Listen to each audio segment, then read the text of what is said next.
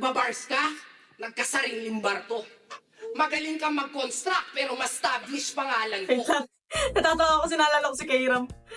Dito nga pala yan yung ginaya ni Kairam. Eh ano? Ano bang meron dito? Nagbabars ka? Nagkasariling bar to. Magaling kang mag-construct pero ma-establish pangalan ko. May title ka pero literal ang mga titulo ko.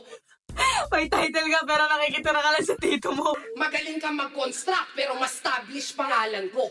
May title ka pero literal ang mga titulo ko. At hanggang muli ka lang, naging multimillionaire ako! Hanggang multi ka lang, naging multi-cab driver ako!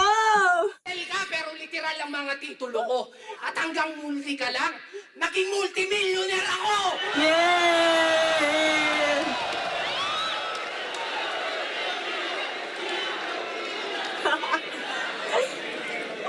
Ngayon Mr. Champion sa lahat ng liga.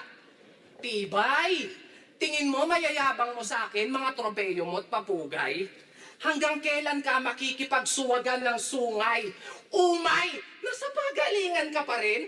Nasa pasarapan na ako ng buhay! Naalala ko si Kairam kaya natatawa ako.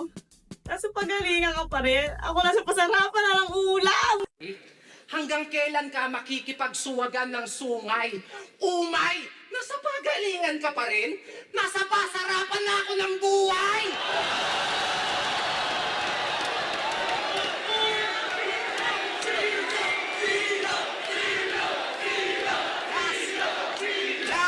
Last!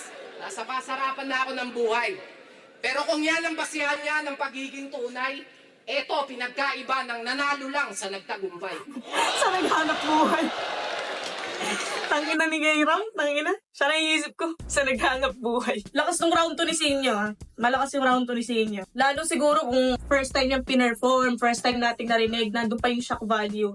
And ngayon na kahit wala na yung shock value, malakas pa rin siya, nalalakasan pa rin ako. Mas malakas na to sa round 1 niya. Mas malakas ito sa round 1 niya. Para sa akin, kung yung sinasabi ni Apex kanina na body bag of the century, para sa akin, yun yung selfie bars of the century, eh. Yung kay Sinyo na yun, eh. Galing nun, ganda ng scheme na yun.